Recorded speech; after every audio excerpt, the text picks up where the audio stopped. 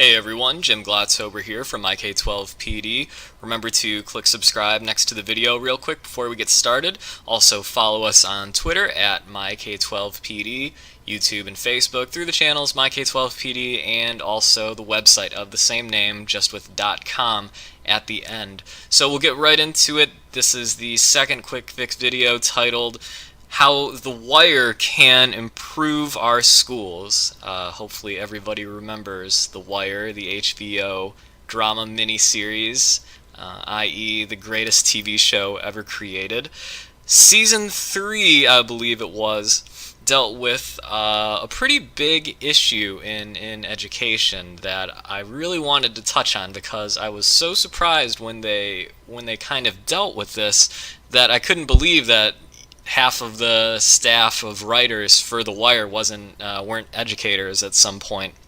If you guys will remember, or if you haven't seen it, a quick synopsis is the students who presented the biggest behavioral challenges in a Baltimore City high school were taken out of their normal classes and put together in a self-contained class with, I believe it was one instructor, one researcher from the University of Maryland, and one police officer. And they were kind of held there for the entire semester while other classes proceeded as normal, and only reintegrated kind of at the end of the school year. So this class in the Wire Room, that's what I'm going to call it, because it was just this like different tiny classroom apart from the school where they kind of shoved all these people.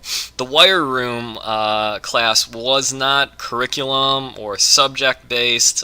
Students were not held to any state standard assessments, which of course by the end presented a stumbling block for when they had to kind of pitch this idea to the state, educators or administrators in Maryland, and who were all in kind of like rabble mode about whether this was a good idea or not, because these kids would end up, kind of like as zeros on these high stakes testing scenarios. But anyway, the majority of the class was spent basically discussing their issues and the challenges they faced outside of school.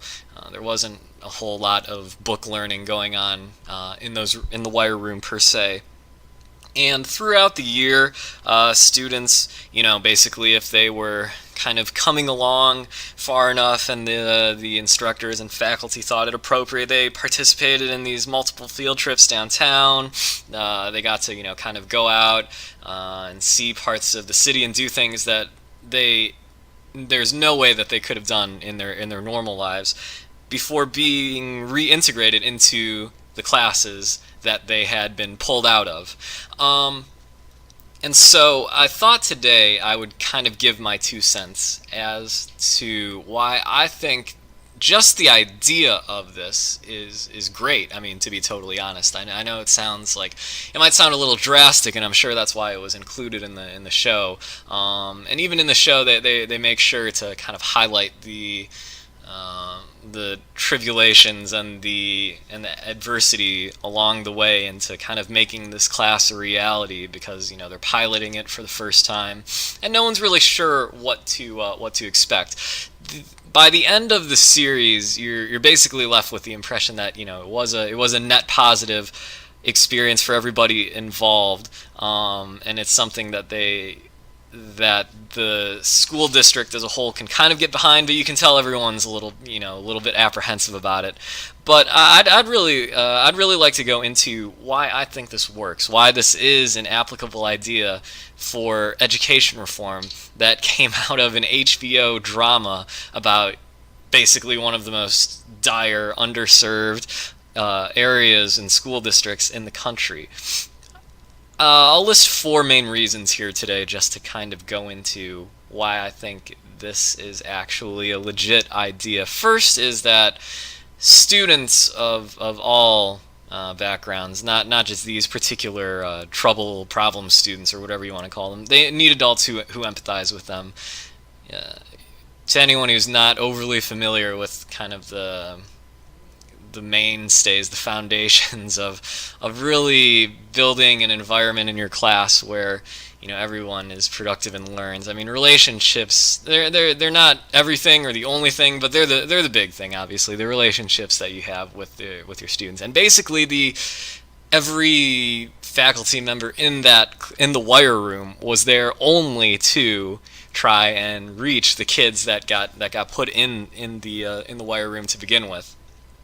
The second reason why I think a self-contained class like this would work is that the students who qualify for programs like this, so like the biggest repeat offenders that any school, in very drastic cases might have, are so maladjusted socially and psychologically that you can't really have them in a typical classroom setting because they don't understand or comprehend the idea or purpose of school and education, and as kind of a cheap, no frills, low cost, high reward type scenario, I really think introducing stuff like an idea like the wire room, if it hasn't already been done, is something that really needs to be looked at.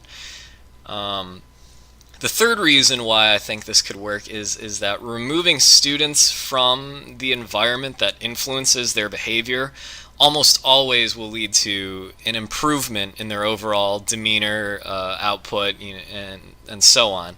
I can't really think of a single situation that I came across in the years that I've been teaching where taking someone out of the environment that was causing them to act up in the first place and then kind of getting them one-on-one didn't have some sort of positive outcome.